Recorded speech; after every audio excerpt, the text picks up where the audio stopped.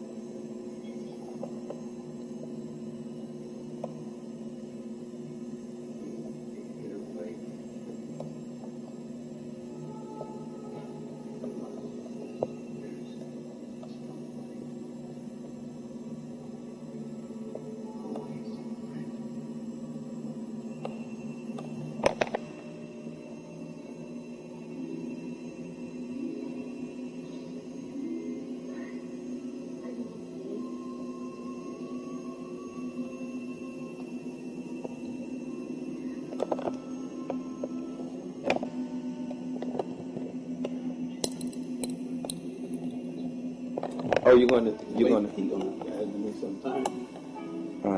Where that time back.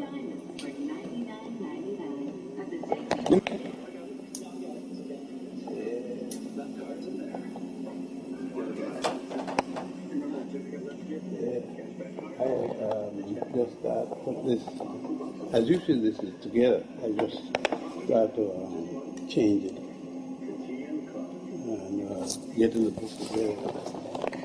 What are you working on this one? This is a book dedicated to John Clarke. John Henrik Clarke, you see. This is me front here, and then I start here. This is dedication to John Clarke, Dr. Clarke.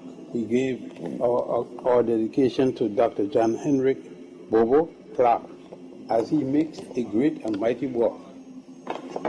Then here is going to be John Clarke.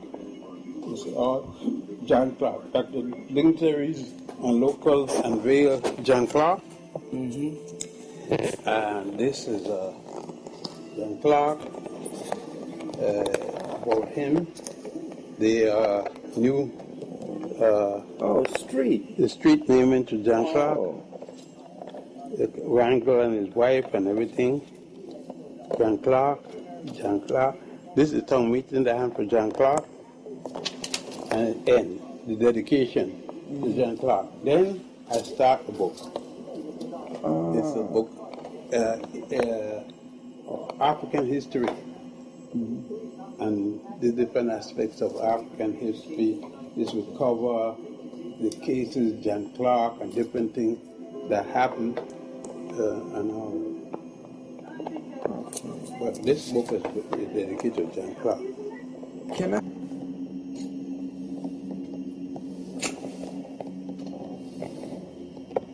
What I wanted to have a seat, Dr. Ben, wherever you're most comfortable. I see. In doing this dedication to Dr. Clarke, Dr. Clarke meant a lot to you. I knew him for just a slight bit of 60 years. 60 years. Tell me about. He's how you met him. He's 2 years older than I am, and I know him out in just the beginning of World War II. Just that time, I know him. I come up here from Puerto Rico, where my parents lived, of course, and I had a child. I was married, had a daughter, and then I came here because it became impossible for me to live in Puerto Rico, my father said, because I had gone against my class as they had it at the time, and I had to change profession because I didn't like law, even though I had graduated and passed and so forth. And I had gone against my class, as my father put it, at my group. And so I had to come up here. But I was going to Arthur Schomburg to speak to him about black people, since he was the one that started the museum. And I've been there the same day that John got there.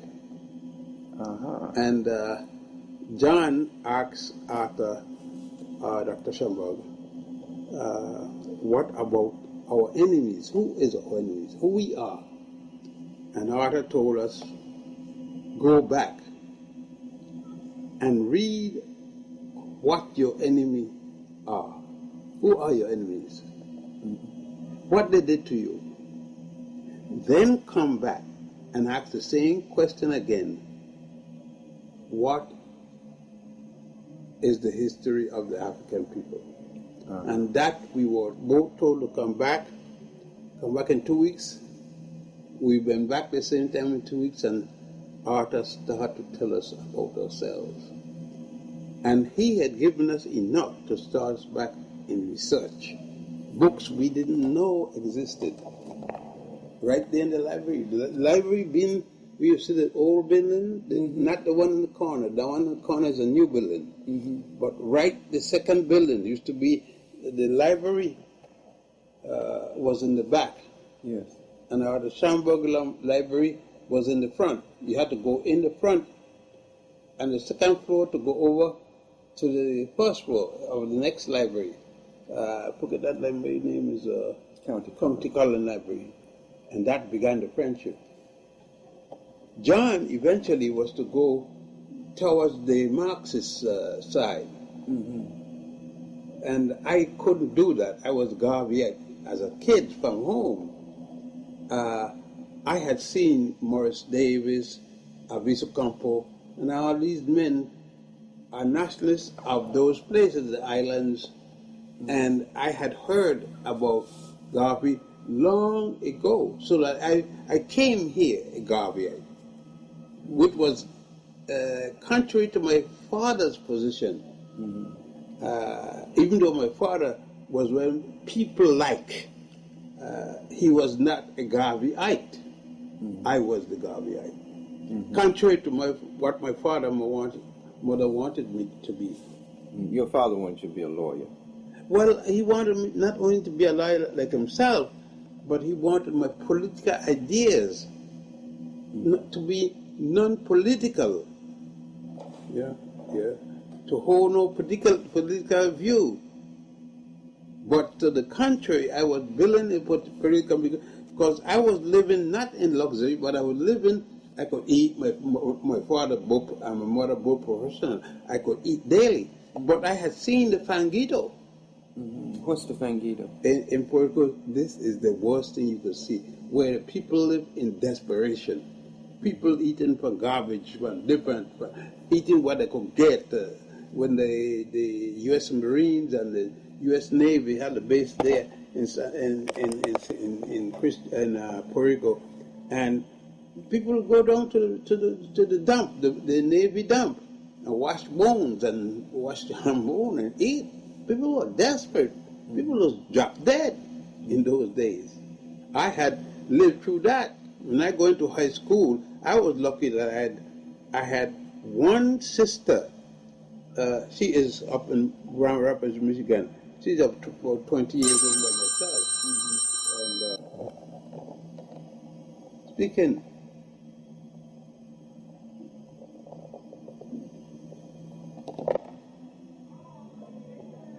I can't give her no answer. I don't know. She wants to speak about something for the bank, but I can't give her an answer. I got to call you.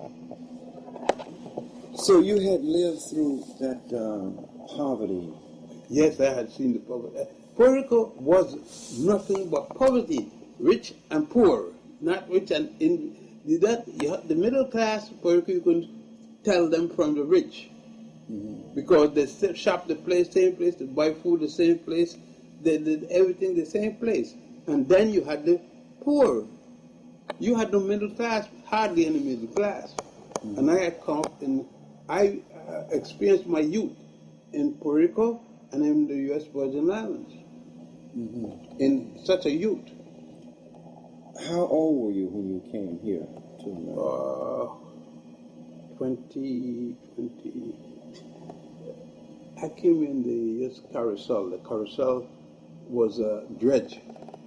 I was a man then. I was a man with a child in my early 20s. And so, did you meet Dr. Clarke right after you came here? How long were you here? I wasn't here for no time. I had come here to my uncle, Caspar Hussein, and he was the number system man. He and Alex Pompey. They brought the number system here from Cuba. That time Cuba was headed by Batista. You said you mean the numbers that we played? They brought the numbers to America. You mean the numbers we played? Caspar Hussein, my uncle, my mother's uncle, and Alex Pompey brought the number system to the United States.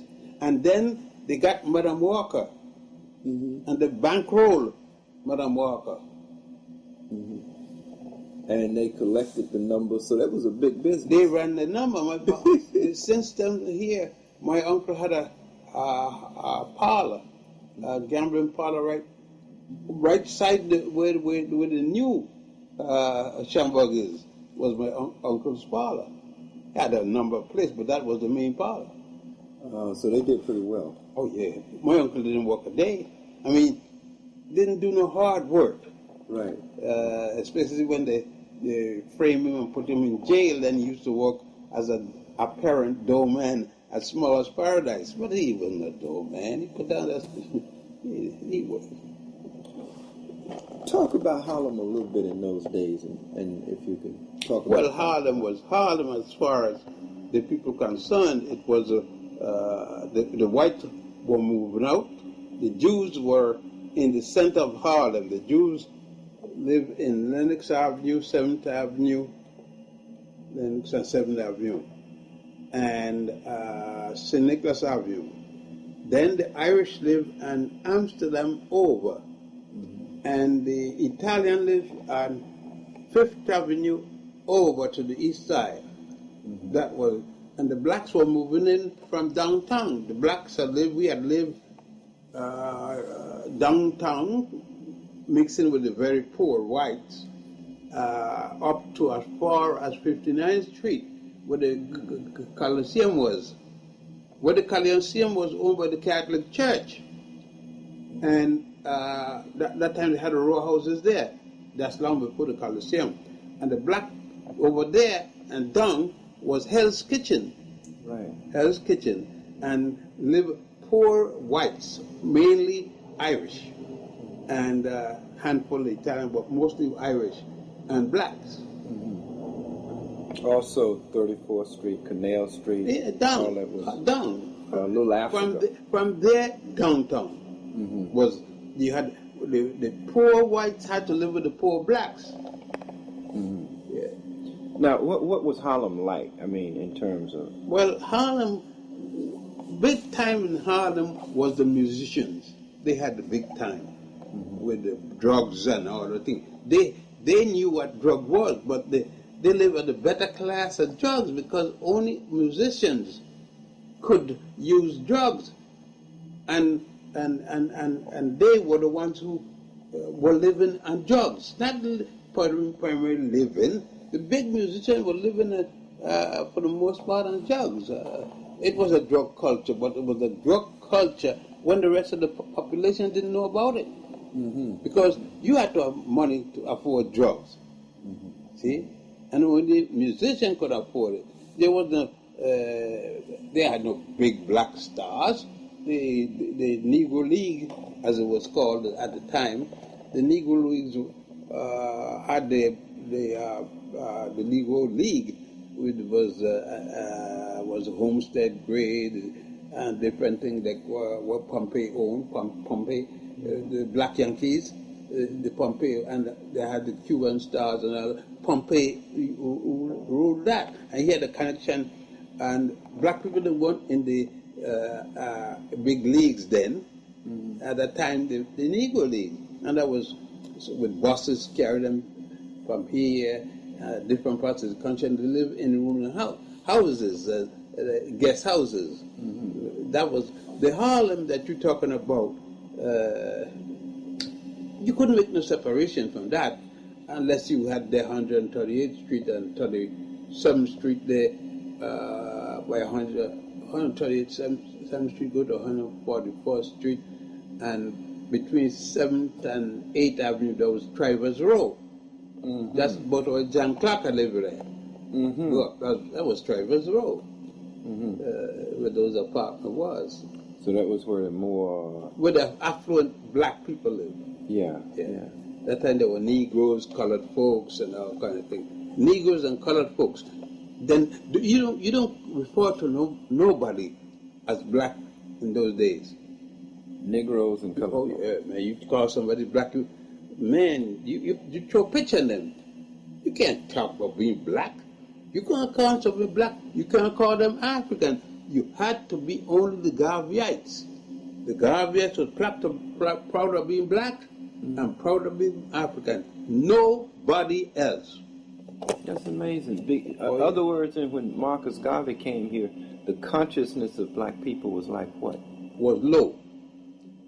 Everybody brag about having some white person in their ancestry. They couldn't tell who the white person was, but they brag about who raped the mother. That's it. Look, when the black man had a white man, it was rape. Yeah, it was rape. But black people didn't brag about it. They weren't proud of it. They brag about they were proud of it. They were proud that their mother slept with a white man. That's why they brag of their white ancestry. That's how they're going to get a white ancestry. How else were they going to get a white ancestry? More than the mother was a cook for some white man or something, and he went to bed with her. He went to war with pressurizing her. And the consciousness of black people was low. Was that low? They didn't like themselves. They saw themselves as piggy-headed, nappy-headed. They couldn't find a hot comb as fast as they could get $1. It went to the hot comb, and then they come with the concholine and all the things. That was the straighten up of the hair. They put a thing called concholine and straighten out your hair. Black people were ashamed of themselves for a long time. When did the consciousness and how did it begin to change? Garvey changed it.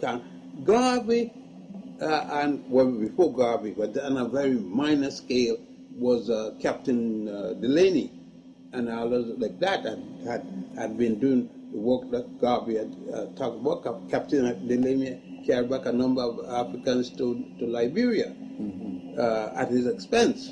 And he owned a boat and different things. He was a very wealthy man. And he was before Garvey. There were a few men, but not on the scale that Garvey used. None of them attempted it. Garvey was a mass scale. Why was Garvey so effective in the Russian work? To the poor people. He wasn't affected to the people with money. They fought him. Or the black people with some money, like the fellows that the people considered colored gentlemen, that fought to get Garvey put in jail. Even the Jews didn't go for Garvey either. Frank and all these people, the Department of Justice were predominantly Jews, and they were against Garvey. They put him to jail. They give him very hell. They were making the money off of the African Americans, selling, renting the property, or the few stores they owned it. The Jews, the African Americans were fronting. You saw a black man there, but in the night came the white man for the money. You saw Harlem with all these African American face, but behind it were the white man. The Italian in the liquor stores, the Jews in the clothing stores, and that's how it was. So blacks never really owned Harlem. Very few of them. That's why Harlem is able to now going to back to different people. They're just using the money. When the house let people go, the owners were still the white man, not the black man. So it wasn't, you could change Harlem anytime you want. The ownership of the property were not black people. Very few black people owned the property. So, Dr. Ben, with Marcus Garvey making an impact and appealing primarily to the black grassroots and the black masses, that consciousness began to build. Do you remember Garvey personally? Were you a member? Yes, Garvey had gone when I got here, but I saw Garvey in London. I saw him in his 2 years before he died. I saw him in London. Now, what about Adam Clayton Powell? I saw Clayton Powell here. I saw a young man. At that time, his organization, his father, Mr. Powell, old Powell, had a church downtown. Right. Downtown. And that church, he moved uptown. Yeah.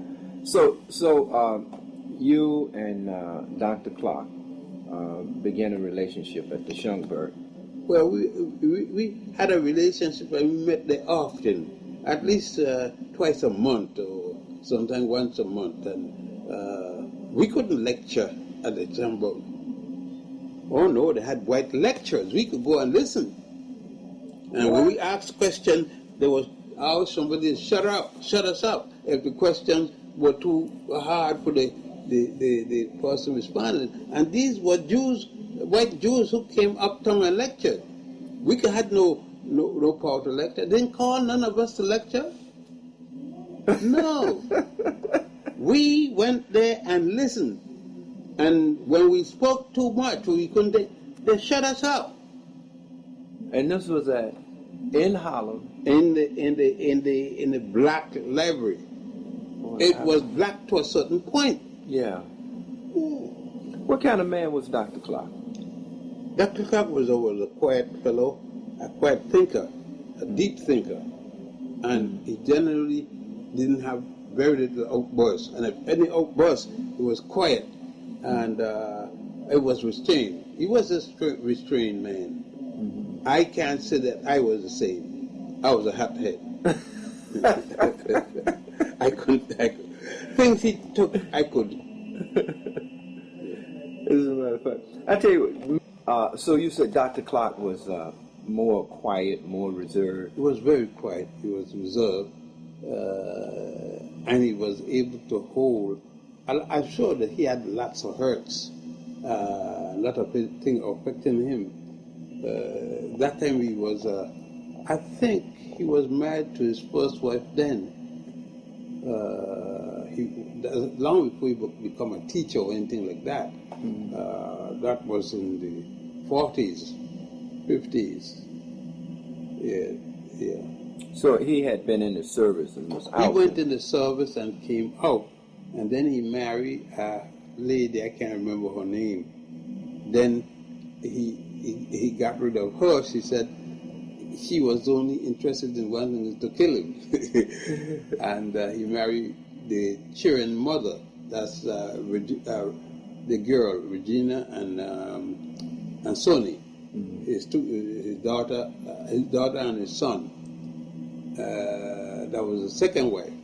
Then this woman is his third wife. The present wife is a widow, the third wife.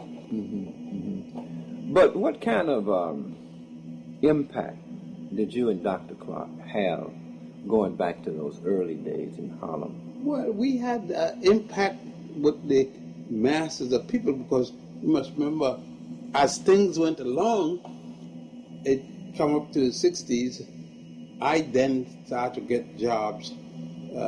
With the 60, the black people start forging forward the information about black people. And we finally start teaching in colleges. I was teaching in city colleges and individual colleges, like I taught at Marymount, at Pace College in Westchester. I taught at the City College and Columbia University Teachers College. But then I would after I taught in the day, I would come downtown and lecture on the street corner with Porkchop Davis, Arthur Reed, and Adam Coppold used to stop his big car when he came from Congress. He stopped the car and jump and then join us. Oh yeah. Oh yeah, Paul. That's why Paul was popular. He had an in with people, and the average person can understand it, because he would come up an hour later and speak to the people anywhere on 125th Street. We spoke on 125th Street. There at 125th Street by 126th Street was Michaud Bookstore. Correct. The House of Knowledge. And at 125th Street and 7th Avenue was the Diamond, Harbert Diamond. He'd been there for years, but he was a number drop. They used to sell more numbers there that they didn't sell diamonds for years. And I used to lecture, Cook, a fellow called us Cook, used to lecture in front of Herbert. I would lecture on the other side. Teddy Shanty, used to be a fellow named Teddy, who owned 4 shanties. I would lecture, when I came down from City College, I would lecture there. When I went to Columbia University, I would lecture there. Right across the street was Chapel and Nuts in the Teresa Hotel. And I would lecture there too, right there on the south side of the street. I would lecture there. People would stop in either corner. I'm lecturing. Arthur Reed was the champion of the 125th Street in the north side. Okay, so y'all would just put up a ladder and begin to teach the people. A ladder and a flag. Did you have to have a flag? You had to have a flag. Then the police didn't bother you. But then we had a flag. We had 2 flags. The dominant flag was the red, black, and the green, the Garvey flag. And what was y'all teaching the people? We teach them everything about who they were. And we went back to the history before Greece, before any nation was established in Europe. We went all back there. We specialized in ancient African history. And then we came up to the Moors, and the Moors' invasion of Spain and France and Portugal. And we spoke of the origin of Christianity when it started in Egypt and Ethiopia. We spoke then. That time people were being primarily forced into Christianity, a European-style Christianity, where a white Jesus. That the Christianity we taught were the black Madonna and Child, when Isis, when Set of Egypt, and Heru of Egypt, and Osiris was the dominant person that gave the Holy Family. Long before Jesus, we were teaching them that if they want to be Christian, then they should become not Christian, but they should become Osirian. Yes. How did you tell them Christianity made its transition out of or came out of? Can you? Well, we tell them. We would lecture about the story of Aset, which you call Isis, and Heru, which you call Horus, and Asaru, which you call Osiris. We would tell them the story. Tell them it goes back 4,200 years. BC. That means that it went 2,000 years before Christianity, before anybody called a Christian. And let them know that in North Africa, there were Christians before any European became a Christian. That Constantine was the first known Christian. And we were able to speak to Africans that listened to us, but they listened and didn't take note with pencils. They only take the note mentally. And you had many of the people, we had to fight them. I mean, fight in words. But because they had the economy against them, the economy was in the hands of the Europeans. And he feed you, he clothed you. People would ask you all the time, you gonna pay my rent? You gonna feed me? And they went and decided at those who hold their rent. Could you actually see the change after y'all started teaching in people's consciousness and in their actions? Yeah, because you see, Malcolm had come up, Big Red, had turned with Elijah Muhammad down in jail. Malcolm had started to read, but unfortunately, he was an Asiatic black man. That's what Muhammad teach, an Asiatic black man. And black men like me were put aside. You had to be light-skinned like Malcolm, or like Muhammad. You see, Malcolm's wife was a rarity. She was dark-skinned, and he wasn't the first choice of Malcolm. Malcolm married her as a substitute. He had to marry her. That isn't what he carried to Muhammad for approval. A lot of people don't know that. All right then. Yeah, a lot of people don't know that. And that when Muhammad's son had told Malcolm that the woman that Muhammad made pregnant was one that he had sent there also. Muhammad was to get her ready for the ministry. But you know what happened. And that made Malcolm mad. So, I just want to look at this masses of people that listen to y'all every week and the kind of transformation that you could actually see. And there was people going and coming. People going, they would listen till as much as they could, and then they could go on, another group come on, There were always people. How much teaching did y'all do? How long? In terms of hours? We taught for hours till it get dark, really dark. From morning to night? For instance, I taught at school, and I would be 8 o'clock in the evening or 7 o'clock in the evening. I would be finished in my class. A lot of the classes were held late because people come to school. First, they had to work and get the money. Very few people were just going to school. You didn't have that kind of money. You had to get work and then earn money to keep yourself in school. So actually, y'all had a university right in the street. Yeah. Yeah. We would teach mathematics in the street. We teach mathematics, science, business. We teach anything like that in the school. We had professors at different colleges who used to come there and join us. Professor Lambert, big man, Professor Lambert. He came and taught mathematics, and he was teaching at Fordham. So, in essence, y'all made the community a college. Yes. A university, a learning center. The whole community was a college. We taught them anything. What we taught uptown or Columbia or City College or Hunter College, we taught there in the school. We brought it up there. And taught it in the street? At 125th. It was started. 125th Street, 116th Street, and 135th Street, 7th Avenue, Lenox Avenue, where else? And 5th Avenue. Now, could you actually see the change in people's actions and consciousness? We saw change.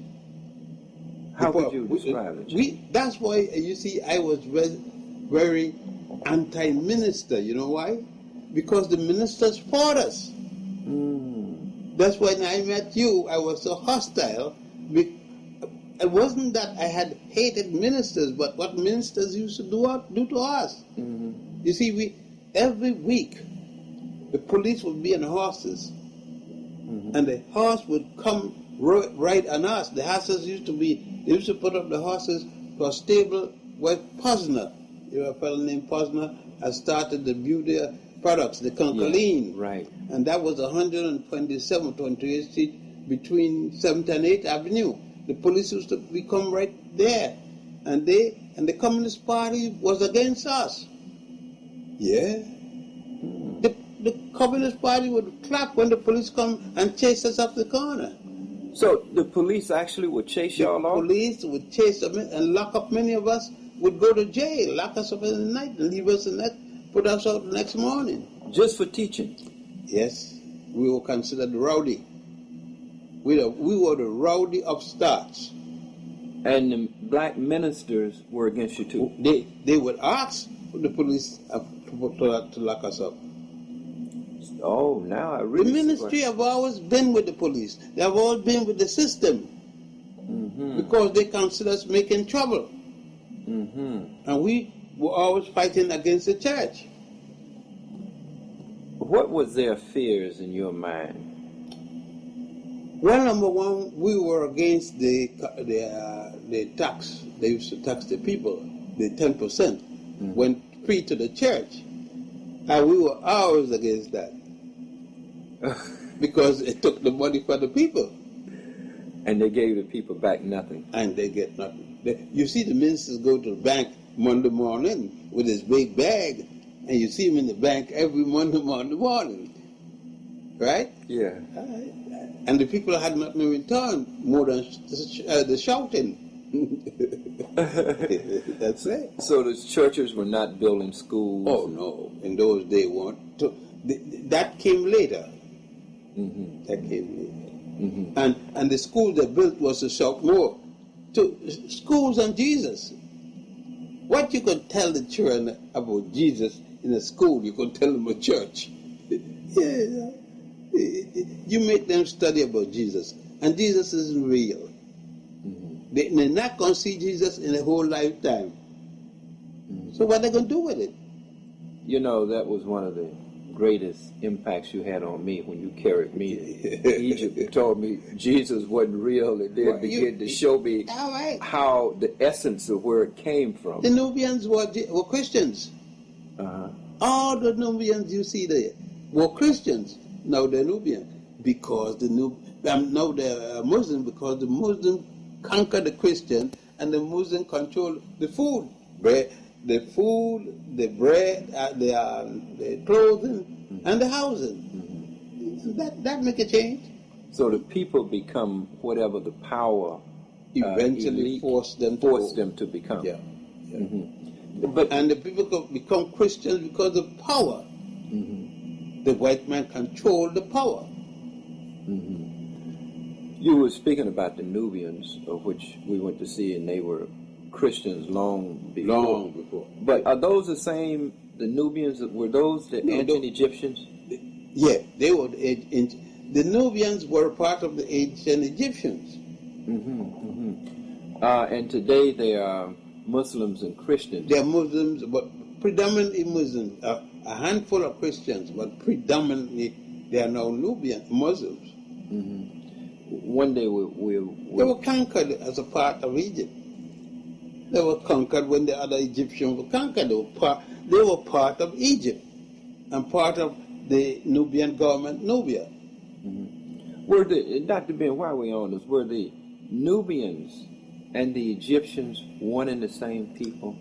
They were the same people, depending on what part of the land that you're talking about. But they live primarily in the southern part. But the Egyptian was he looked like a Nubian. It depends on where he lived. The term Nubian were the people of the Nuba mountain who live along the Nuba mountain. It runs in Ethiopia all up into Egypt. And they populated there. That's why you got southern Nubians who live in Sudan, and you got another Nubians who live in Egypt.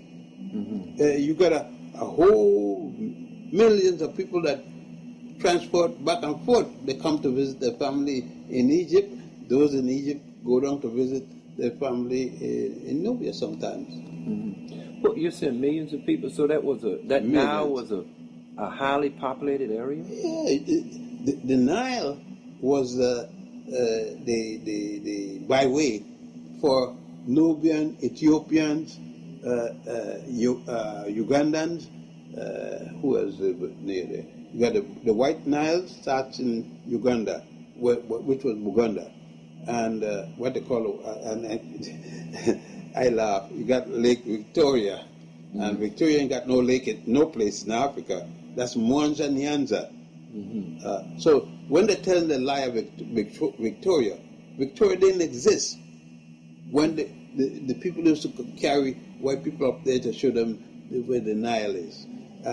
You got the beginning of the Blue Nile, Lake Tana in Ethiopia, and then the Blue Nile and the White Nile join in Khartoum in Sudan, and then they run out at that coming down to Egypt to the Great Sea, which is now the Red Sea.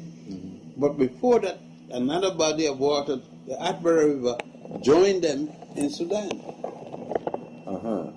So that was just one cultural highway. That's one cultural highway. And one people. They didn't have the states today.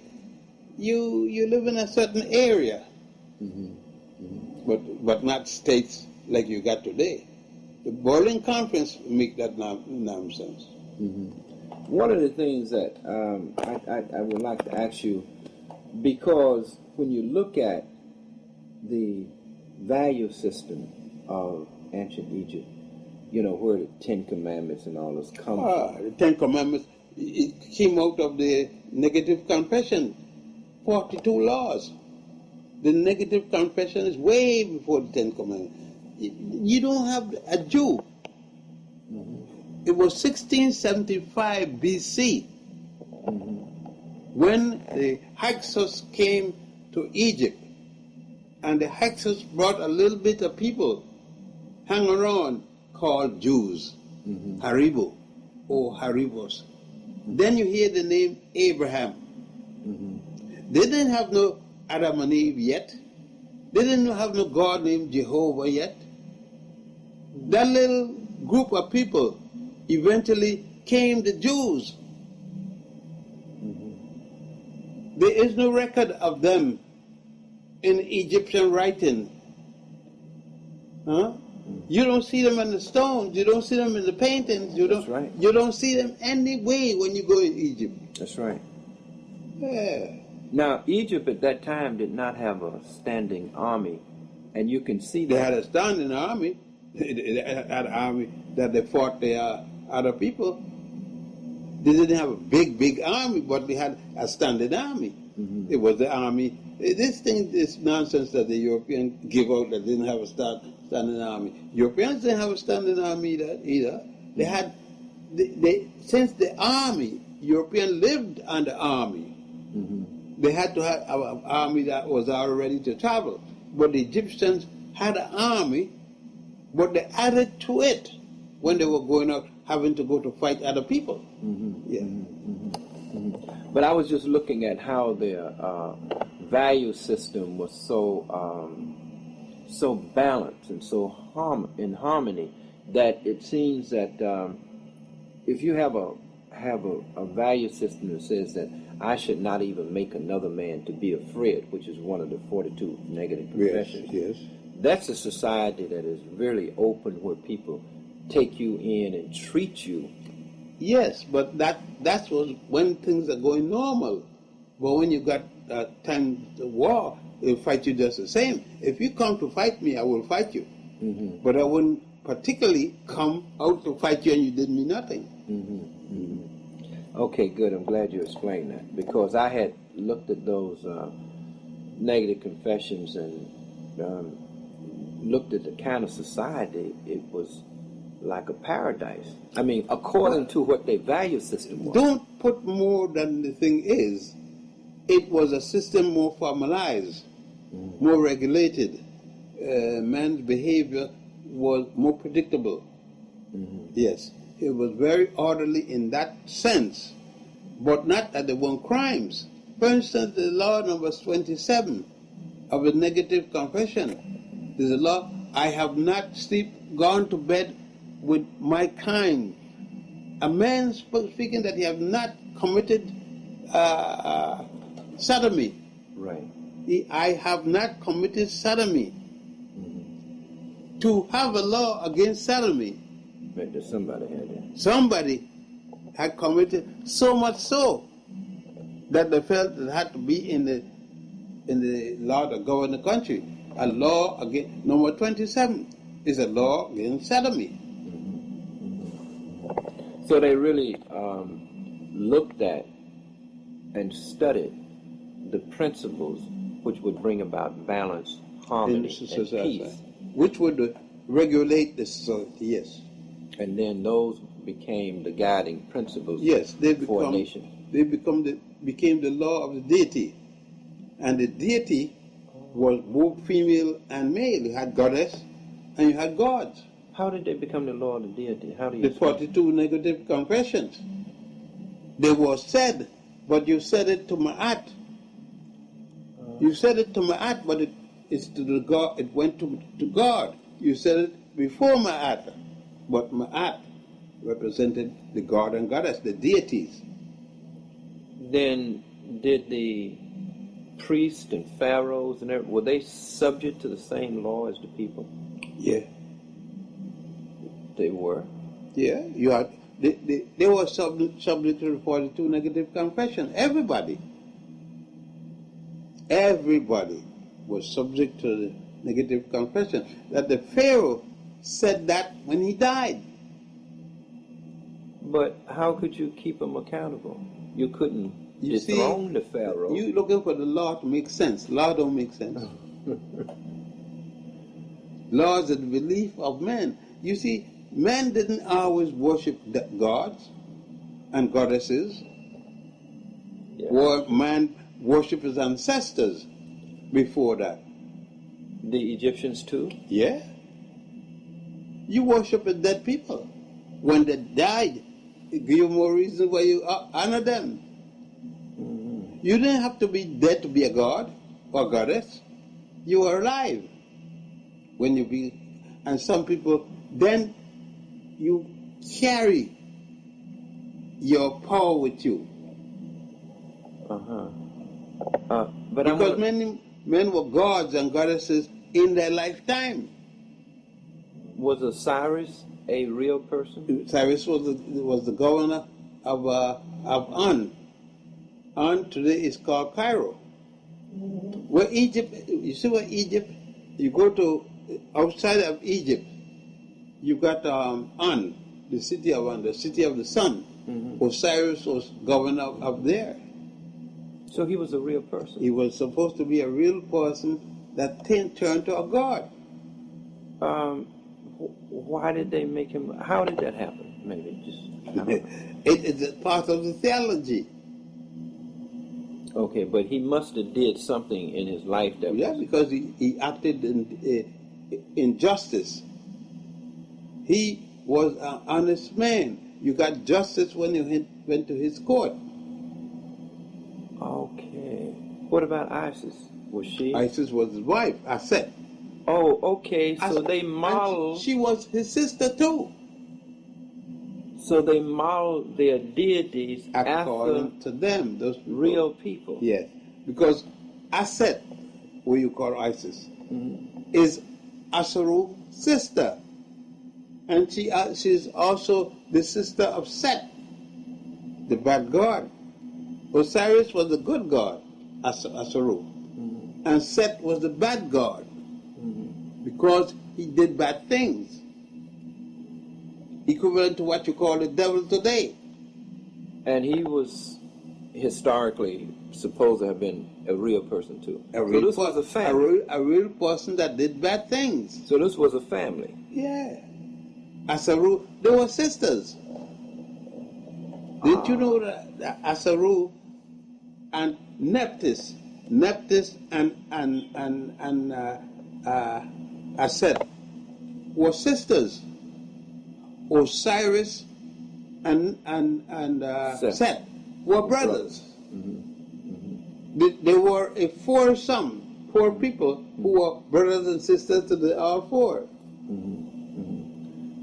And there were two bad women. Nephthys was not considered good, and Set wasn't good. Osiris was good, and Isis was good. One of each. One of each. So actually, they looked at the makeup, the character of humanity, of human beings, Right.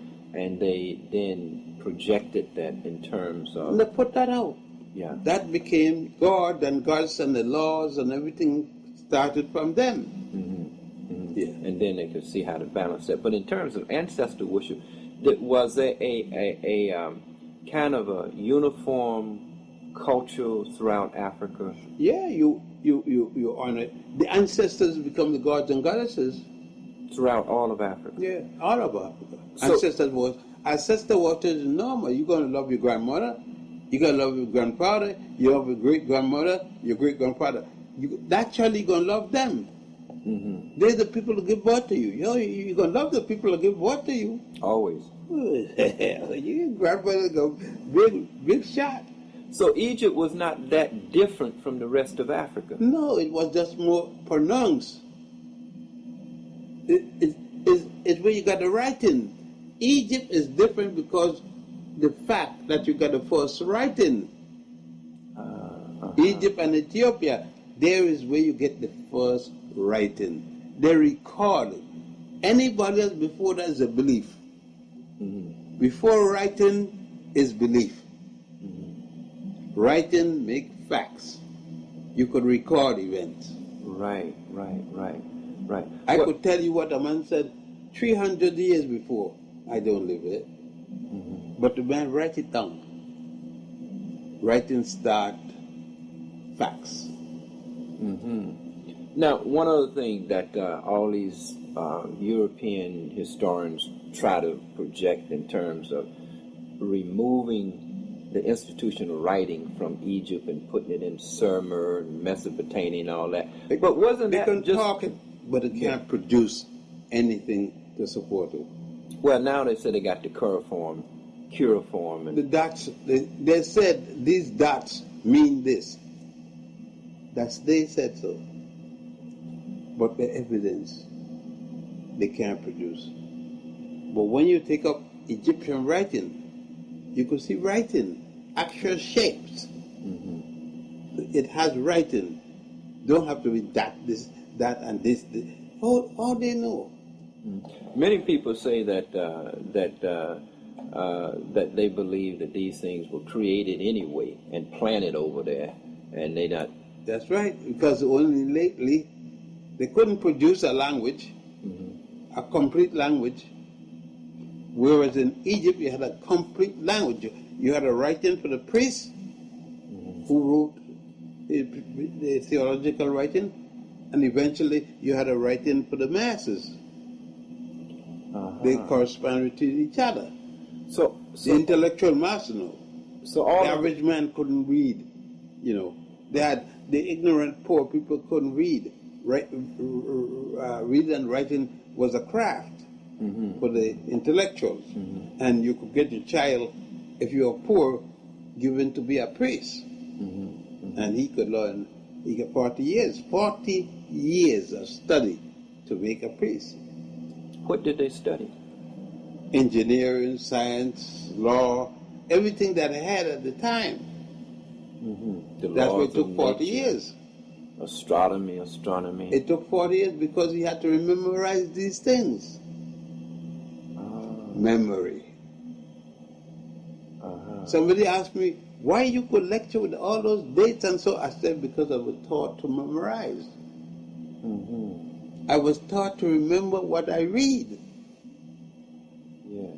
And that's the white man. He's not taught memory. He must have paper. He has been taught to memorize. Let me ask you, just in terms of North Africa, where that area of Mesopotamia and Sumer and all that, that was just an extension of Northeast Africa anyway, right? North Africa ended where Egypt ended. So who lived in that area? Egyptians. No, I'm talking about in the area of Sumer. Were those Then African people? above Egypt comes Israel. Okay. But wasn't Israel once a black land? I mean, black people? It was another land. In those days, they didn't speak of black people and white people and green people. Unless they said black, you assuming. That's why I don't speak history in color of skin. I speak by name of country. Okay. You know the changes of the country by name. You don't. They didn't talk about black people or white people. No way you saw it in ancient language. So they were not races in terms of color. They were racist, but not in terms of color. You can say, because they didn't say color. They spoke about nationality against nationality. And then you will know they were racist because it turns out to happen to be that the nationality against a nationality was a white nation against a black nation.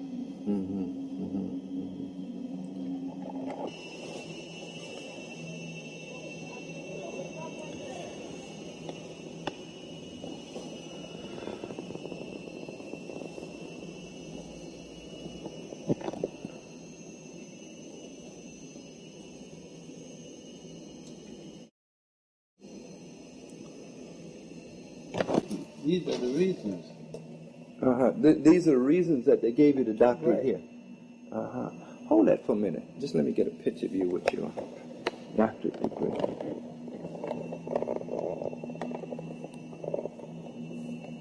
How do you feel about being bestowed with that degree, Doctor? Particularly one of all the degrees, this one because it's given to me by a black man who is the president of the city college. It's the first time a black person gave me a degree in front of a black college. I was always getting degrees by a white man or white woman, never a black man in a black college, and it means so much. That's why I started crying, because it emotionally meant to me for the first time a black man was giving me such a degree.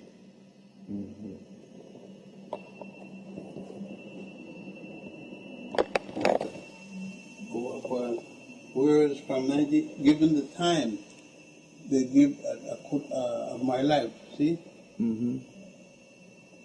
Can you read some of them? Well, for instance, it says, whereas Yosef Antonio Ben Jochannan,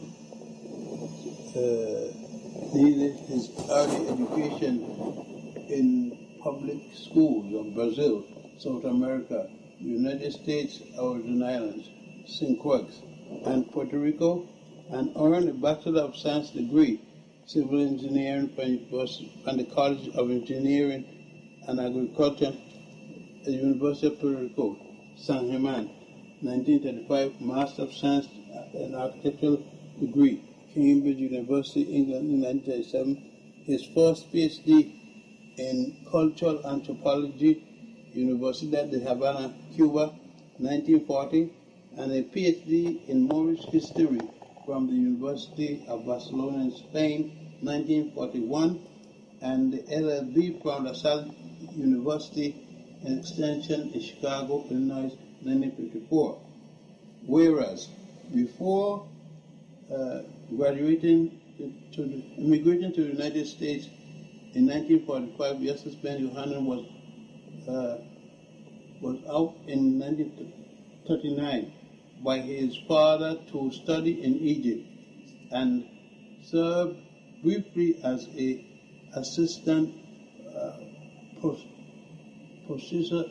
prosecutor in Puerto Rico and was an associate professor of Caribbean and African history of the University of Puerto Rico and from 1940-42, and served as a member of the civilian contingent of the United States Army of Engineers and was a lieutenant in the United States Maritime Service during World War II, 1942-45, and also served as Associate Director for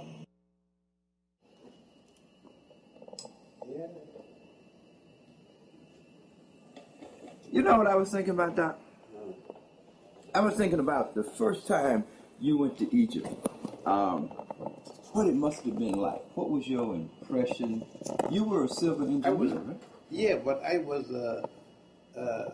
My parents had sent me to Egypt, told me to go to Egypt. I was sent to Ethiopia, and then when I finished with Ethiopia, I went to Egypt. My father, I was following my father's suggestion that I had to go to Ethiopia to see my grandparents, his mothers and his father. My grandmother and grandparents, both of my grandparents and my mother was in Puerto Rico. But that grandfather in Puerto Rico had a special arrangement, a Caribbean marriage. A marriage where a man could have 3 and 4 women. He wasn't a Christian. My grandmother wasn't Christian. And my grandfather wasn't Christian. I didn't come from a Christian family. My father in Ethiopia was Hebrew, Beta Israel, or what you call Palasha, that's a bad name. And my mother in Puerto Rico was of Hebrew, black Jews, a rarity. See, they had black Jews in the Caribbean, and she happened to be one that was in Puerto Rico. So my father had promised that someday he's going to send me to Ethiopia to meet my grandparents because I had come from Ethiopia to Brazil. My father been assigned to Brazil to work with the coffee industry as a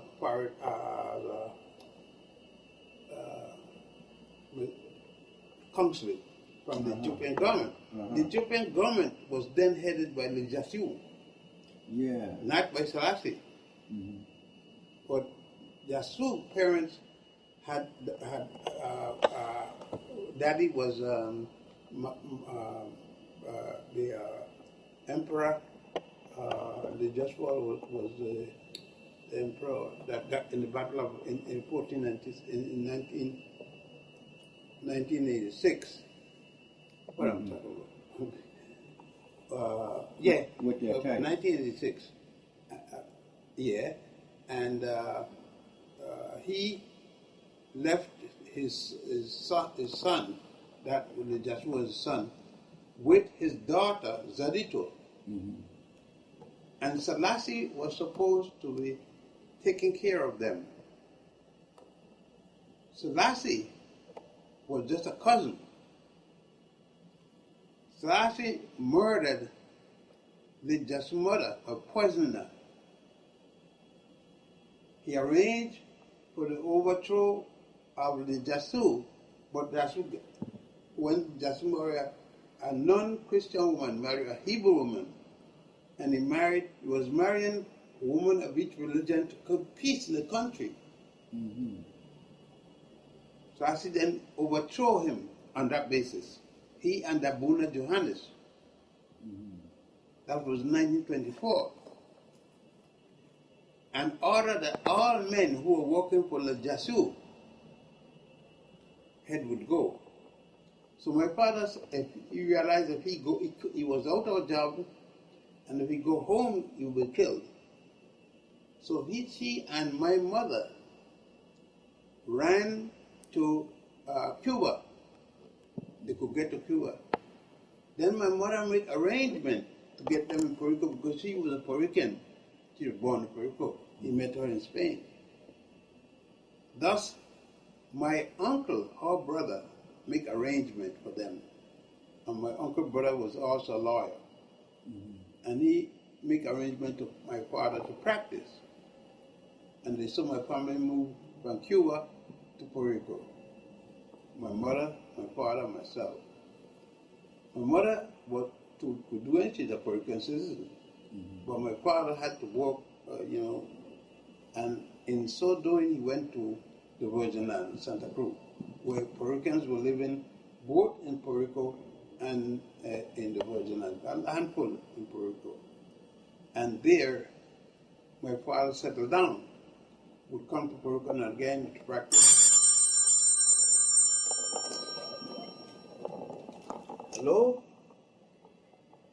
Good morning. The weather is bad. Yeah. Okay. Yes. And then when that had settled and my father settled out there, he couldn't go home. He would be murdered by Selassie. Then he become a citizen of the Virgin Islands. Mm-hmm. But he couldn't become citizen because even people in the Virgin Islands had taken over one citizen. They were just living under the American flag. The Americans didn't make citizens. America didn't make citizens until 1932. Mm-hmm. You see, you remember the Virgin Islands, black people. They got it from Denmark. They bought the island from Denmark. Mm-hmm. And there we lived, and I started to go to school. Then in Puerto Rico, I would go back and forth in Puerto Rico. I was going to school in Puerto Rico. And then my father, when I went to the college and everything, my father decided it's time now that I go and visit my family to see, because different things that were said about me, about the African and this and that. So my father said, it's about time to meet my people and see my country, to see what my culture, my country had, and in interest to Puerto Rico and the top people. Because in Puerto Rico, we had two black towns. We all black. Mm-hmm, mm-hmm. And that was Carolina and Louisa. Two black towns, pure black. And they were next to the university town, Rio Piedra. In that place, I grew up, and basically in Fajardo, where the family headquarters were. That's the eastern end of Puerto Rico. And I start my trip back to Ethiopia when I finished visiting Ethiopia, and the way through Egypt, because I had to travel that way. Mm-hmm. The Suez Canal was a thing that took days to go through. So I went through, but when I reached Alexandria in northern Egypt, mm-hmm. I had to go to visit part of my father's instruction. But the only thing going to the south, the train, was no room for black people. The British had owned The British just controlled England, and England that controlled Egypt. Uh-huh. And they didn't allow black people in first class, second class, or nothing. You went in an open train in the back.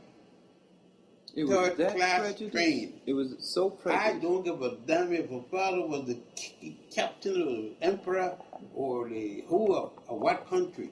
You black. If you are black, you Egyptian.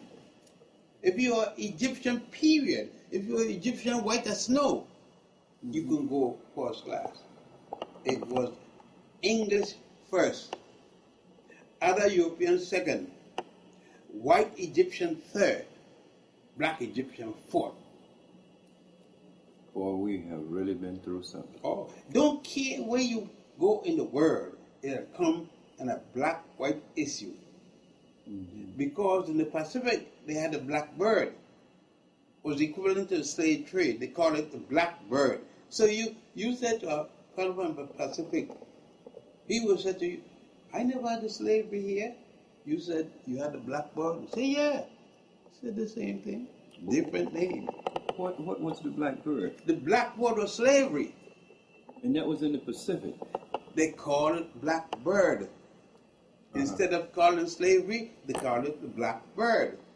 The same. This behavior is the same thing. The white people enslaving the black people. So this happened all over the world. All over the world.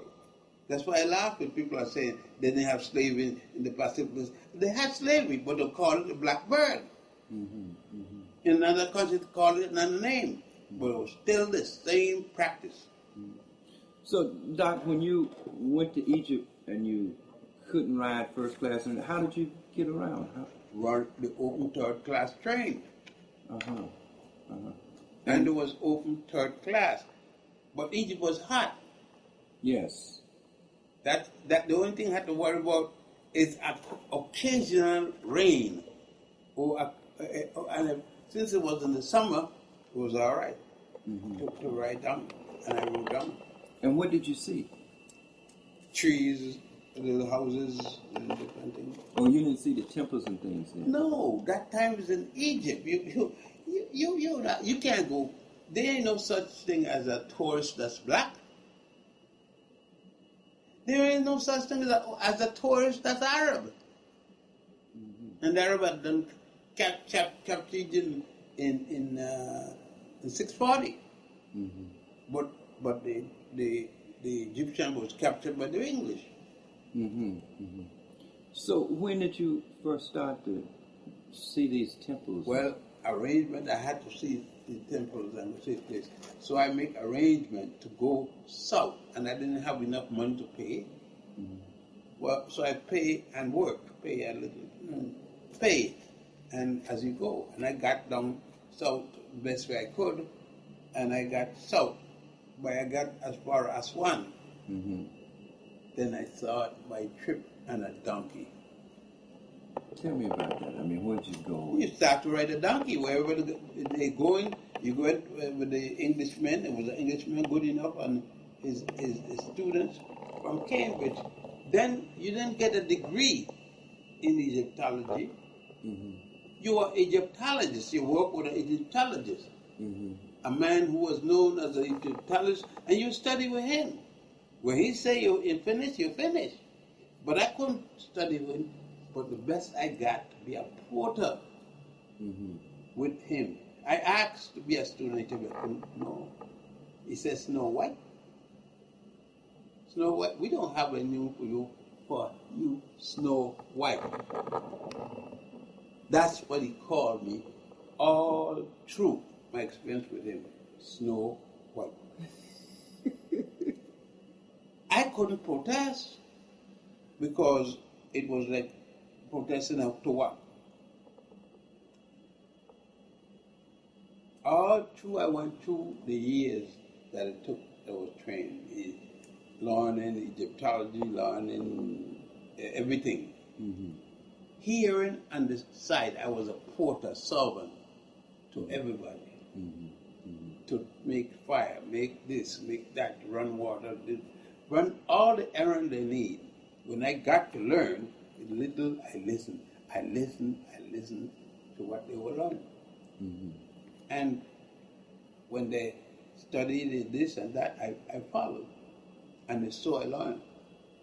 What year was this, Doc? This was 1930? 32 and so forth. That was almost 70 years ago. Yeah. That was 6 to 8 years ago. Yeah. And how long did you study? I'm 82. And you've been studying? I have never stopped studying. I am studying from the time I'm 5 years old. I've had a book in my hand because my parents do it that I had a book in my hand. Mm-hmm. And you even got a book here this morning talking to me and writing at the same time. Yeah. I don't put down the book normally. I keep studying. And that's why I write so many books, because it sounds impossible to people, but they don't know me. I just don't stop writing. I do two things at a time, at the same time. Mm-hmm. Mm-hmm. But when you first went to Egypt and you were acting as a porter, that's the only job you could get and so forth, did you already have your degree? Yeah, I graduated in Puerto Rico at 24, and 6 is 30. What am I was born 1918. 18 and 10. And then 28. Yeah, it was in Puerto Rico. Yeah. So you already had your degree. So you really, when you began to see these temples and things, was when I went to Egypt. And what was your impression? How did well, I couldn't understand it. I didn't understand that people were building such things. Mm-hmm. I saw them working on places. They had done build it. You know what I mean? The Egyptians were then in captivity. They were then under the British. Mm-hmm. And they had served under the British, they had served under the French, they had served under the people from southern Europe, the Romans. The Romans, they served under the Greeks, they served under people I want to remember, the Turks. Yes. Every one of them been in there. After the Egyptians, after the Persians, after the Syrians, all of them had come in, did their thing, and gone out. Mm-hmm. At the time, did you know that the ancient Egyptians, when you first began I know to they study, were black. It's obvious the people were black. Oh, so you knew they were black? Oh yeah, you could see they were black. Mm-hmm. You could see them, and you see the people without the power, and hear the stories going. Mm-hmm. Then the English was. I treated them as the owners of the culture, but they were subject. The English are subject them. Mm-hmm. The English were the big boss over anything, including Europeans. The English was the boss. Mm-hmm. So you saw these temples. You didn't understand their purpose and everything. I know what they were saying, but the full meaning. Yes. Didn't come to me yet. But when I started to study, and I realized that the English was there to study the same people they had enslaved, that the people who they had enslaved, it was their history. It was the Nubian, the people they call Nubian, and the people, and the subjects. Mm-hmm. And the Nubians had not become English citizens. Mm-hmm. They never would consider that, because England didn't give them citizenship to nobody. Mm-hmm. It is the Civil War, when the Arabs overthrow the British, Nasser and them overthrow them. They people grab their own citizenship. Mm-hmm. Mm-hmm. Yeah. I was just wondering, I looked at my own impressions of the temples and things when I first went to Egypt, and the impact it had on my thinking. And I was just wondering what that impact was on your... Well, I was not as sophisticated a person as I am now. But as I realized very fast that this was oppression like it was in the Caribbean. Mm-hmm. The same oppression that I was feeling from the American government. Mm-hmm. Being in the Virgin Islands and being broke as a boy, I felt the oppression of the United States. The United States was a conqueror, was a colonizer, still is, in regards to what they call Puerto Rico or what they call the Virgin Islands. It don't make a damn thing what name they use, the oppressor. And I know what that was.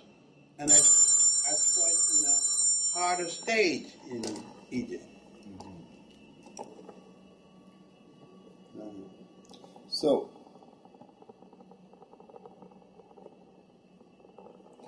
you felt depression. You knew the oppression the same there as here in America. The same thing, just more severe. The British colonialism was more severe than the American colonialism. But the fact that the American had fought the British doesn't mean that they were still white. It was two white men, and they never did accepted of the black men as their equal. And more so, it's a black man's country. So you knew that Egypt at the time was a black man's country, but they were oppressed and dominated. Yeah, but they didn't deal in that. They dealt with if you were a Muslim, you were supposed to be even. Muslim was equal, but then it came when Muslims started to fight Muslims. To me, it was always obvious. I could never accept Islam like I didn't accept Christianity, like I didn't accept any of those colonial religion. Christianity had stopped from being Egyptian long when Constantine converted. The Europeans took over Christianity. And Christianity stopped from being a black man religion and it became a white man religion. The power stood in the white Christians. I was just trying to look at your young years in Egypt, studying and growing and understanding. But I was studying irregular, just hanging on with these white students, 7 students and a white professor. And I was indirectly studying, but not studying. I wasn't officially studying. I was a helper. That's the best I could become there. I don't give a damn if you were Arab, you couldn't come nothing else but a helper. You couldn't be a student. There was no such thing. For black people. For black people, or non-European, and non-English couldn't be. You either was a British or you were nothing. So the British controlled the whole study of Egyptology. They controlled Egypt. It was their creation, so to speak. It was their creation. What were they saying in terms of, as you listened about the people who created it? Did they ever... that never come up. Or it never came up? No. Why do we need to do that? They done captured the place. And that wasn't not to discuss with the public. So their primary focus then was on... getting what information they wanted. Okay. When did you begin to really dig deep into that history for our people and for yourself? When I was working at the United Nations. I had come back here. I had started work. I had worked as an engineer for years, as an architect, a draftsman for years, and so forth. I have been working there and did some work for the United Nations, and I did some work on colonial study in Egypt. It wasn't to be But when I documented and involved all the Egyptian things that I involved, I was told that it was so well, I had such knowledge of Egypt that I should shift to Egyptology. And then I shifted. But I wasn't particularly trained as an Egyptologist. I shift my training, shift my work. I was never trained as an Egyptologist. So you were really self-taught. You trained yourself. Oh yeah, in Egypt. Everything I trained myself.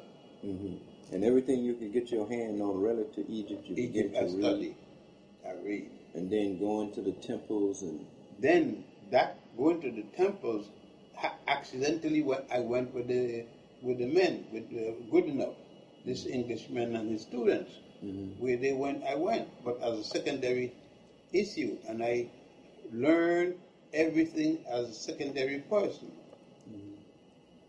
They weren't paying attention to me if I was learning or not, because number one, I couldn't learn. I was black. Ah, so it was like you Being weren't even black, there. being black, you were just nothing. Nobody you didn't ask questions. You listened. And they talked as if you weren't even there. They didn't take black people as students. A black man was nothing.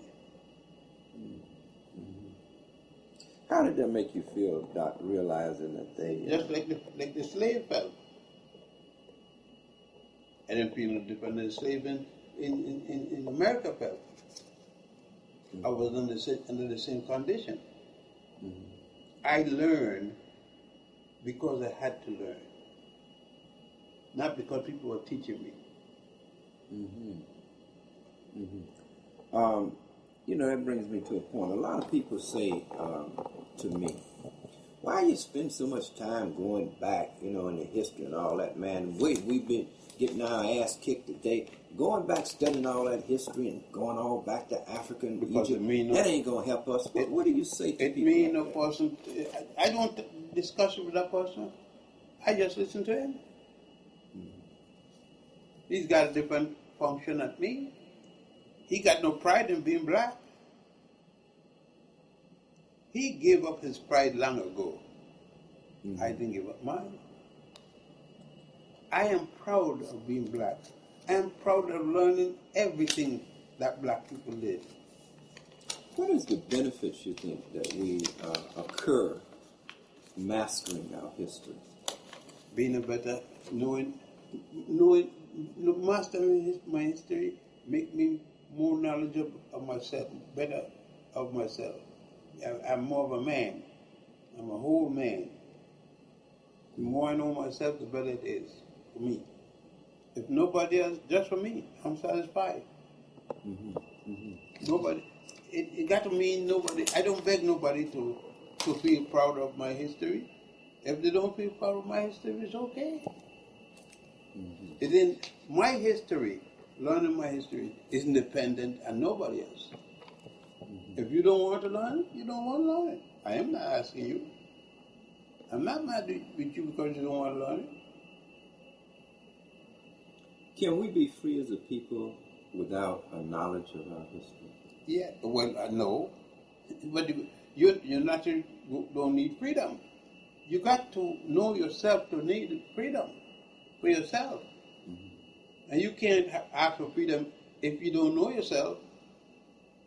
I don't understand.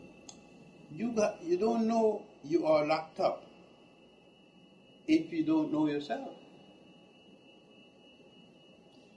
The average black person in the street there don't know he's a slave. The average person don't know he is in slavery. The average Christian, even though he's a minister, don't know he is a slave to the Bible. Don't know it. When you know that you're important is when you could remove yourself and think for yourself. Can't think for yourself being a slave. And unless you know of the time when you were not a slave. Then. Unless you see pride in your mother, pride in your wife, pride in everything you do. Mm-hmm. Like me, I don't steal from you. You know why? Mm-hmm. You're not good enough. Mm. You know how nothing works. I steal. If I can't buy from you on negotiations with you, I don't steal it because you're not good enough to steal it. You're not good enough. I can't little myself to steal from you. Mm-hmm. Mm-hmm. And I will always have to be holding to you. Mm-hmm. I can't be that. You know, Doc. I quit my first wife. My son, who is now a lawyer, one of the big lawyers in the Bronx. I was in Law Journal. When he was there at the thing at the Meg Evers. The dark son, the dark one. You been there? Yeah. No. The dark son, the darkest of my son, Junior. His two sisters, one was there, one wasn't. Ruth and Naomi, the twins. I left my second wife with those two children because where I was going, she wasn't going. Her mother was, Miss Austin was a brethren. Mm-hmm. That's a white church with black members. Was an all-white church. All the ministers were white with black members. And I couldn't live with it. As a result, I had to leave my wife and the children. And I supported them through the courts. Mm-hmm. They run my ass. She run me ragged. When I got a job, a draftsman's job was paid more than the average person was making, they kept me in the court. Mm-hmm. And make life miserable. It's later, much later, when I went and claimed my children. Because I told my wife, if they kill me, they gotta kill me to keep me from my children. Mm-hmm. Mm-hmm. And I was going to see my children. And I was going to see them the way I wanted to see them. I was mean about it. And I told her I was going to kill the family and myself if they didn't want me to see my children. And my wife was scared. And so I solved my problem. Doc, a Jew told me, says, y'all, you know, the black man will never win. And I said, win what? This struggle, this battle. He said, he's right. He said, you can't win. I said, why? He said, you can't win for two basic reasons. He said, number one. You don't like yourself. He said, number one, your woman is against you. And number two, your children are educated by your enemy. So how you going to win? Your children can't like you. Their values are your enemy values. He's right. You see, the Jew got an institution separate. Take Christmas. Mm-hmm.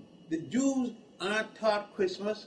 They still got Uncle Max, the Hanukkah man. Mm-hmm. They don't. A real Jew don't have a Christmas tree. Mm-hmm. All the symbols of Judaism. And that's why I said it's a joke.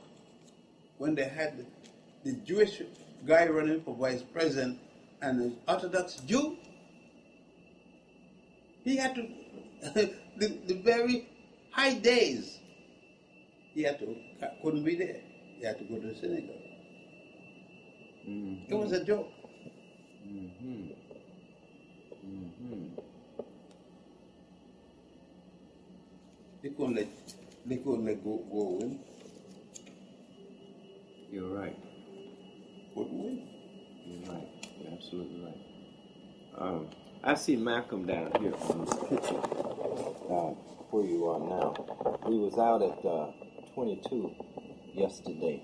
Yes. And you were telling me that Malcolm would come there and y'all would talk. Yeah. And the general was a third fellow. The fellow teaching at St. John University out in Long Island, Matthews. Les Matthews. I want to make sure that I said always to put his name because people would think it was a personal, special band with me. No. Malcolm had liked me and Malcolm liked to speak. And he would speak to anyone that had something to tell him or not.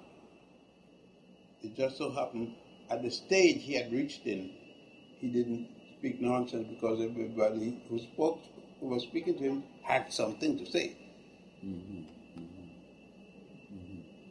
So he was a sponge. He was learning, soaking. Oh yeah, Malcolm was always learning. Always reading and always learning. What is the main value, and then I want to look at some of the volumes that we was looking at yesterday, but what is the main value that can be grafted to our strength and dignity from learning all of this work that you have put together? Well, number one, to learn who we are. To learn what it is we give to the world. That includes writing. That includes language. The first language, the first alphabet is still here. I wish the volume that I'm doing that have the alphabet is up at the typist typing. I wish you could accidentally call then I tell them to come down. It's due to be here. It should be here. Then you could see it. They got the language, what language developed to the world.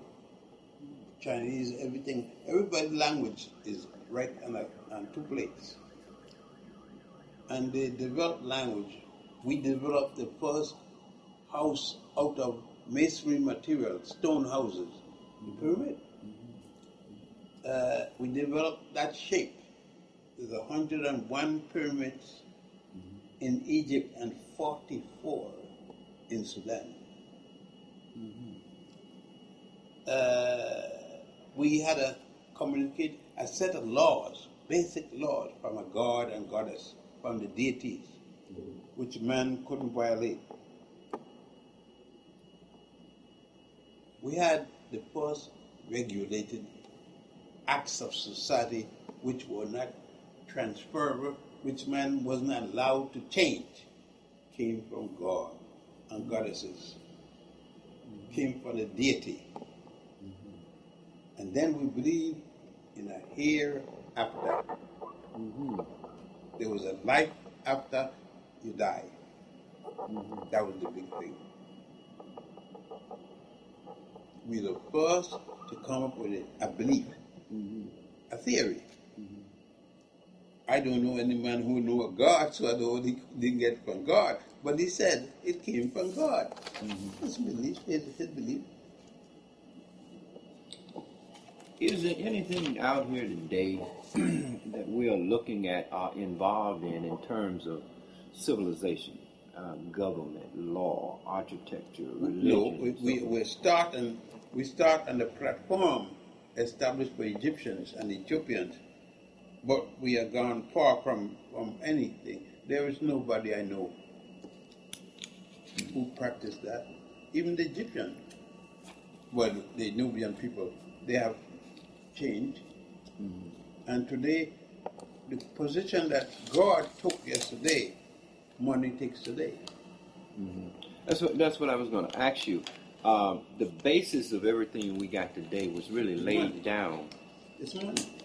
Yeah, I know the basis of the value system is money, but I'm looking at the civilization. The basis of all civilized arts and science really come out of Africa, out of Egypt. Is that true? Well, I mean, we build on it. We can go to the moon, but we couldn't go to the moon without first. First, you had to have mathematics. Yeah, the Africans in Egypt provided the basis of the Western society now.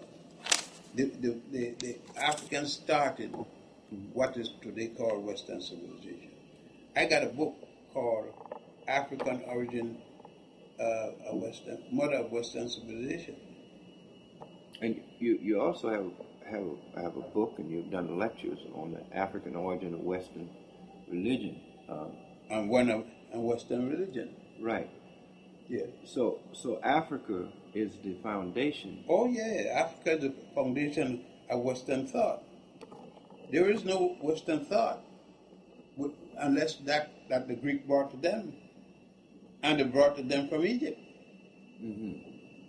And the first Greeks that were educated, Hippocrates and Socrates and all of them, came to Egypt to study and got their education in Egypt. And they got their education as grown men, where the Egyptian took a boy from the boy age and put him in the school to study, and he grew up there, took him from his parents and trained him. The European didn't have such thing. They came as adults to get the same education they teach boys in Egypt. The Grand Lodge of Luxor is still there. Correct. That Alexander, later comer, they had his name put there. The Karnak Temple in Luxor is still there. It's still the largest, what do you call it? University system. No, education system. It was the last theosophical education system in the world. Now, when you said theosophical, Theology. All theology was taught there. That's where people were brought to train as priests. And it took 40 years. 40. The number 40 years to train a priest. How many people would be enrolled in say, a university system in Egypt like Luxor? I wouldn't say, I'll be assuming, but you were picked, you were selected by different priests. If you indicate agility to do certain things, depending on the priest, you will ask for your mother was asked that they want you. Who will say no? Our mother was glad. You don't have to feed you for the rest of life and everything. And she was a proud mother. Everybody was glad to give the son or the daughter to the priesthood. So the priesthood was primarily the moral, spiritual, and political. You didn't have a sex. Some priests had, but majority of the priests voluntarily give up sex. You weren't compelled by a law. You just give it up. Well, so the priests did not live with women. But the other people in the society, the other men could have more than one wife in ancient times, couldn't you? You could have as much wife as you could afford. In Egypt? Yeah, anywhere. They wouldn't allow how much wife you could have. When you look at the pyramids even today, Doc, many people have studied these pyramids, and they cannot, as of yet, encompass everything that is inflected in the pyramids in terms of its engineering, they can't spiritual. Because much of the science is lost. What, if you had to give kind of a summary looking at the pyramids, what could you say about them that our people may understand as an ancient people? They wouldn't understand. Tell me some of the things about the pyramid. Well, if I start to speak about the pyramid, I would have to speak about its godly concept involved, the philosophy of the pyramid before I speak over the pyramid. You got to understand that the people who built this thing had a philosophy, and without the philosophy, you can't build it. That's very important, and I think that's where we have went wrong. So I'd like to know some of what that philosophy entails. Well, if you are in the craft, the Egyptian craft, that's an organization dedicated to Egyptian building. And you to learn the craft and what it stands for, you understand. And the things that it reveals, for instance, I am a member of craft, and I don't tell many people. I wear a certain symbol, an occasion, I address it. And I put it around my neck, and people say, it's a quaint looking little thing. I says, yes. Mm-hmm. But anytime I see it, I know it. And sometimes people hit on me, and I hit back on them. And I know them. They know me. We don't have a big organization where we meet in a building, but we meet wherever we can. And we learn the principles behind the pyramids. Mm-hmm. And those principles, they are revered. We don't have no women members. And it is a masculine organization.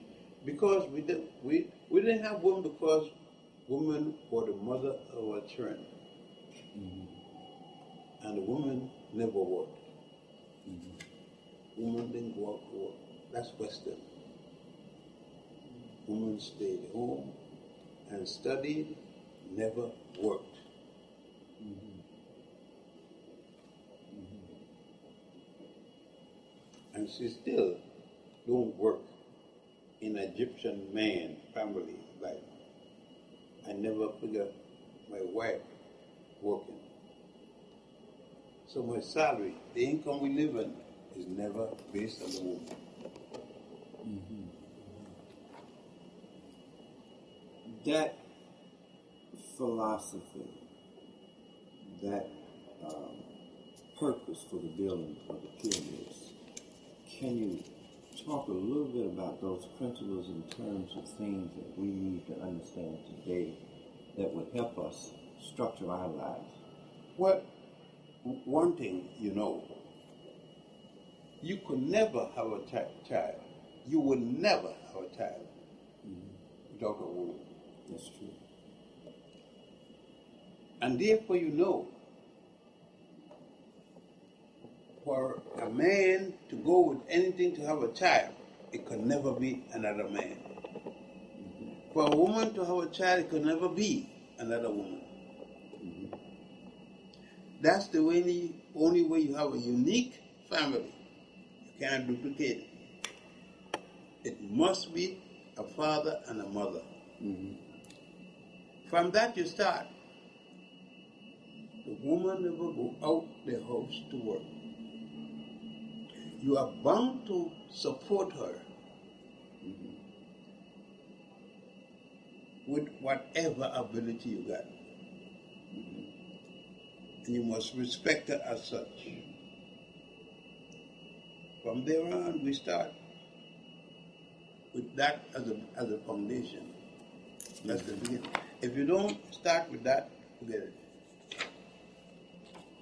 If you're not willing to follow that rule, forget it. And we live in it. Those of us who are members have to follow that till we die. We follow that rule till we die. So a basic foundation was that a man supports his family, builds his family, must support the family, must build for the family. Must build for the family. What is... He has no future without the family. Mm-hmm. Because you have no future if you don't have a child. That's true. And the other part of that then is how does he see the woman? What place does he? How does he He hold has her? the in woman as the first law. She is the first. She was the first goddess he ever knew. Mm-hmm. And will be the last goddess he ever knew. As a man, when the first thing he did was this. That's right. Until she put the breast in his mouth. Mm-hmm. The first thing he did. Up to now, the first thing a man do, a child, That's right. want the breast in his mouth. Mm-hmm. He wants the breast in his mouth. The first thing. Up to now. And if we watch nature, we don't have to ask the question. The woman has become second-class citizen because she allowed it. What do you mean? All she had to do, she didn't have to give him her breast. But she wouldn't He exist. would have died. That's true. He would have learned, unless she gave the breast, he is nothing. Then our first goddess is There our was woman. always a goddess before there was a god. Then are you saying that even today the black man has to worship the black woman? Oh yeah, Worship her, Dr. Ben? worship her. That's the biggest problem. We can't follow the white man and do what's right. When you say worship her, what do you mean? Worship her. There's only way to one worship, and that's to worship her.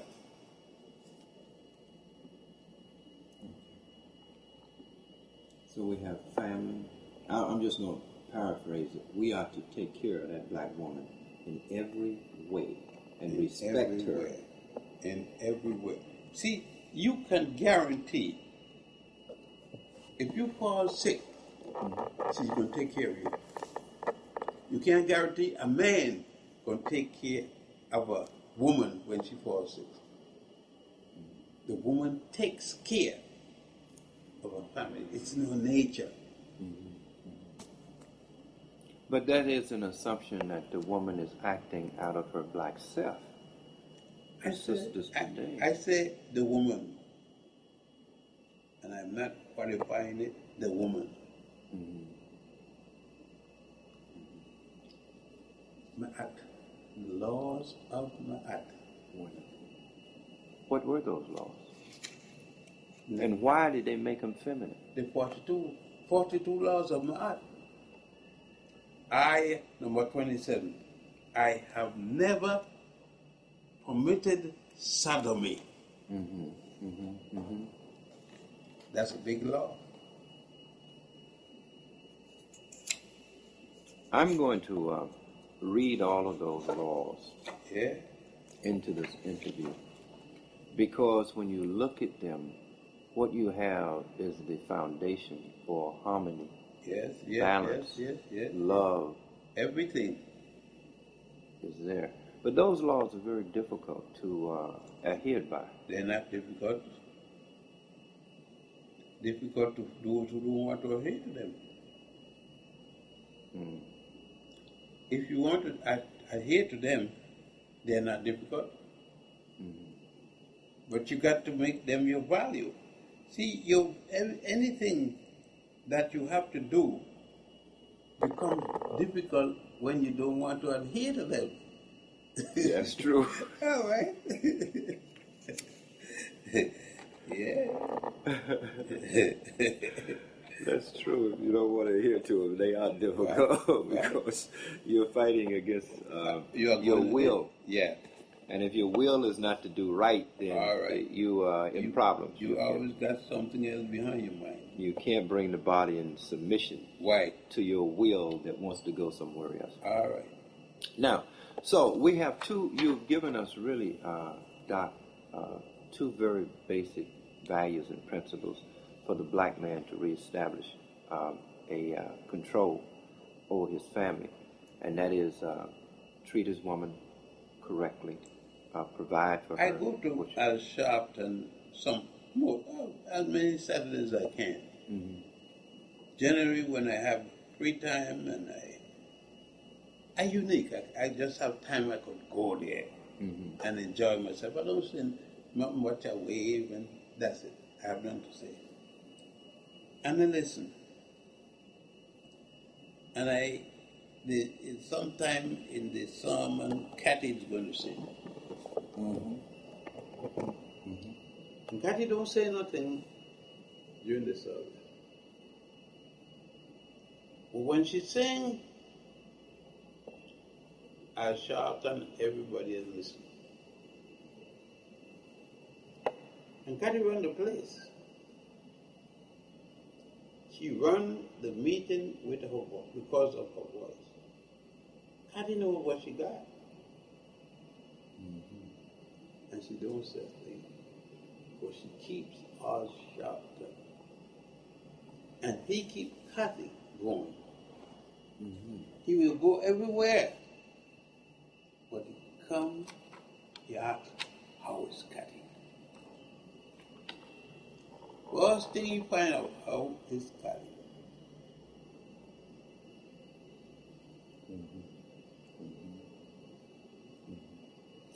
And there was a time when Al didn't have money.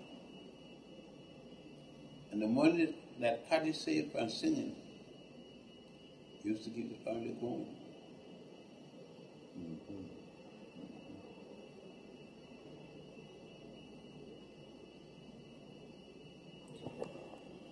Let me look at some of those other foundational principles.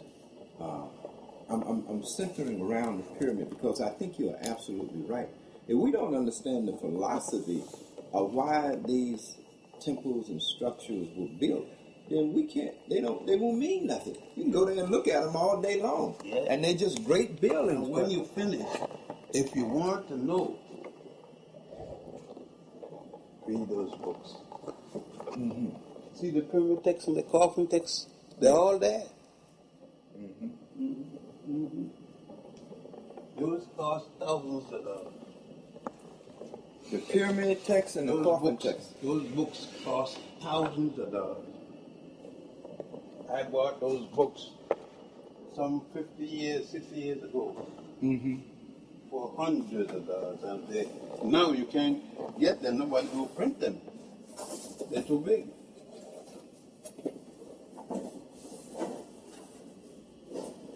I love that big book. You need some help with that big book? Yeah. All right. That's over.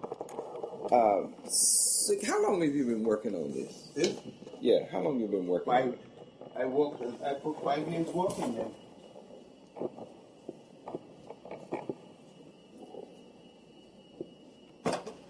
We have 5 years working there to do them. All the pictures I took. The pictures I took right there on the spot.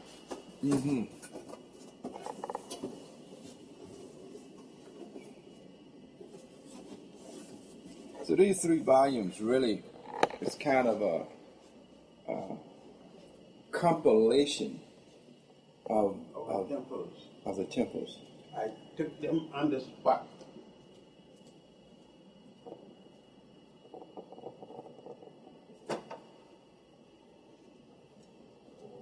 Yes, sir. There are books in there. Projector. You know, Doc, I sometimes wonder if our community will ever really appreciate the sacrifice, the commitment, and the dedication of men like you. And will they ever... All the money we have is there in those books. All the money we have? All the money that I earned Oh. is in there, in my children's education, and all that thing. I got no money because I didn't want. I don't have no money because I spent it in there. So I know where my money is, where it's going to.